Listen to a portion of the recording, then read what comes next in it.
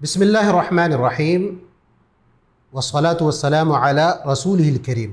اسلامی بھائیوں، شرافت کیا ہے، بلکہ سب سے زیادہ شریف کون ہے، معزز کون ہے، مکرم کون ہے؟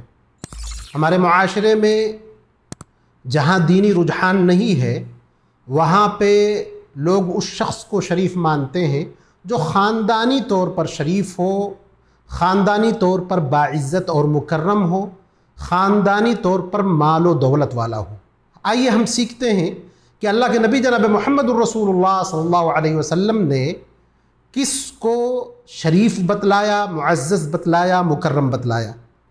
صحیحین کی روایت ہے، صحابہ کرام نے نبی اکرم صلی اللہ علیہ وسلم سے سوال کیا، من اکرم الناس یا رسول اللہ، اے اللہ کے رسول صلی اللہ علیہ وسلم، سب سے زیادہ شریف اور معزز کون ہے؟ اللہ کے نبی صلی اللہ علیہ وسلم نے فرمایا، اتقاہم للہ، جو اللہ سے سب سے زیادہ ڈرنے والا ہے، تقوی شعار ہے، وہی اللہ کے نزدیک سب سے زیادہ شریف ہے۔ اللہ کے نبی صلی اللہ علیہ وسلم نے جو جواب دیا وہ اللہ کی نظر میں، دین کی نظر میں، اور خود اللہ کے نبی جناب محمد الرسول اللہ صلی اللہ علیہ وسلم کی نظر میں جو سب سے زیادہ شریف ہے، اس کے سلسلے میں، اس کے تعلق سے جواب دیا۔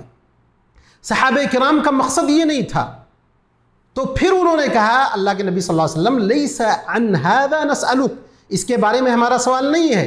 پھر اللہ کے نبی صلی اللہ علیہ وسلم نے فرمایا، فیوسف نبی اللہ ابن نبی اللہ ابن نبی اللہ ابن خلیل اللہ۔ اللہ کے نبی صلی اللہ علیہ وسلم نے فرمایا تو سب سے زیادہ شریف یوسف علیہ السلام ہیں، جو ایک نبی کے لڑکے ہیں، ان کے دادا بھی نبی ہیں، پردادا بھی نبی ہیں، اور خلیل اللہ ہیں، یعنی ابراہیم علیہ السلام، یعنی یوسف علیہ السلام کے والد یعقوب علیہ السلام نبی تھے، ان کے والد اسحاق علیہ السلام نبی تھے، ان کے والد ابراہیم علیہ السلام خلیل اللہ نبی تھے۔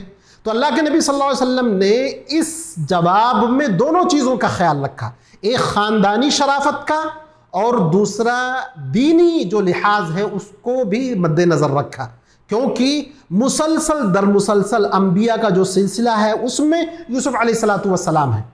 پھر صحابہ کرام رضوان اللہ علیہم اجمعین نے کہا کہ ہم اس کے بارے میں ہمارا سوال نہیں ہے۔ اللہ کے نبی صلی اللہ علیہ وسلم نے فرمایا، فَعَن مَعَادِنِ الْعَرَبِ تَسْأَلُونَ، کیا عرب میں جو معزز و مکرم خاندان ہے اس کے بارے میں تمہارا سوال ہے؟ تو انہوں نے کہا ہاں۔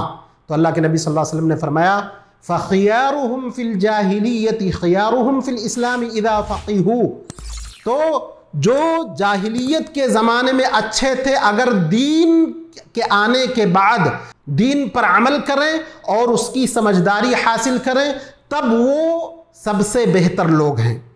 یہاں پر کئی چیزوں کے بارے میں ہم کو جانکاری ملی۔ پہلی چیز یہ کہ شرافت کا جو معیار ہے وہ تقوی ہے، اور قرآن کریم میں بھی اللہ تبارک و تعالیٰ نے فرمایا، ان اکرمکم عند اللہ اتقاکم، کہ سب سے زیادہ معزز، سب سے زیادہ مکرم اللہ کے نزدیک تقوی شعار بندہ ہے۔ یعنی وہ چیز جو خاندانی ہے اگر اس کو دیکھا جائے تو بندے کا اس میں کوئی عمل دخل نہیں ہے، کوئی کسی خاندان میں پیدا ہو اس کا اس میں کیا ہاتھ ہے، یہ اللہ کی طرف سے ہے، تو اس میں کسب، عمل، محنت کا کوئی دخل ہی نہیں ہے۔ اسی لیے شریعت نے عزت، کرامت، شرافت، ان ساری چیزوں کی بنیاد انسان کے اپنے عمل پہ رکھا۔ تو اللہ کے نبی صلی اللہ علیہ وسلم کے جواب میں یہ چیز مضمر ہے کہ انسان اپنے عمل سے اگر شریف ہے، گرچہ اس کا خاندان بہت معزز و مکرم نہیں ہے، تو وہ آدمی شریف ہے۔ دوسری بات یہ ہے کہ اس حدیث سے یہ بات کا بھی اندازہ ہم کو ہوا کہ خاندانی شرافت کا لحاظ شریعت میں رکھا گیا ہے۔ اس خاندانی شرافت کی اہمیت شریعت میں اس وقت تک نہیں ہے جب تک بندہ خود نیک نہ ہو، ورنہ آپ ذرا دیکھیں فرعون سے لے کر کے ابو لہب، ابو جہل اور نوح علیہ السلام کا بیٹا، یہ سارے شریف خاندان کے لوگ تھے، لیکن اللہ کے عذاب سے یہ لوگ بچ نہ سکے کیونکہ ان کا عمل نیک نہیں تھا، تقوی شعار نہیں تھے۔ اس کے برعکس صحابہ کرام جو بلال رضی اللہ عنہ، جن کی کوئی عزت نہیں تھی نہ معاشرے میں نہ خاندانی پس منظر میں، لیکن اسلام لانے کے بعد ان کی عزت بڑھ گئی۔ تو یہ چیز ہم کو معلوم ہوئی۔ یہی چیز دوسری جو روایت ہے، مسلم شریف کی روایت، اللہ کے نبی صلی اللہ علیہ وسلم نے فرمایا من بطأ به عمله لم يسرع به نسبه، جس کا عمل اس کو نجات نہیں دلا سکتا تو اس کا نسب اس کو نجات نہیں دلا سکتا ہے۔